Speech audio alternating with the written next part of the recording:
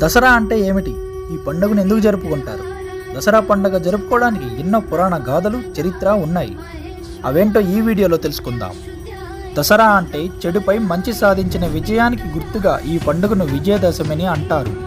దశ అంటే 10, హర అంటే ఓడించటం. 10 తలల రావణుడిని ఓడించటమే దసరా. విజయదశమి రోజున చరిత్ర ప్రకారం రాముడు రావణునిపై గెలిచిన సందర్భమే కాక పాండవులు వనవాసం వెళ్తూ జమ్మి చెట్టుపై తమ ఆయుధాలను తిరిగి తీసిన రోజు. ఈ సందర్భమున రావణవధ, జమ్మి ఆకుల పూజ చేయటం ఆచారం. రావణవధను ఎక్కువగా నార్త్ ఇండియాలో జరుపుకుంటారు. తెలంగాణలో జమ్మి ఆకుల పూజ తరువాత పాలపెట్టిన చూసే సాంప్రదాయం ఉంది. విజయదశమి రోజు సాయంత్రం నక్షత్ర దర్శనం అనంతరం జమ్మి వృక్షం వద్ద అపరాజిత దేవిని పూజిస్తారు.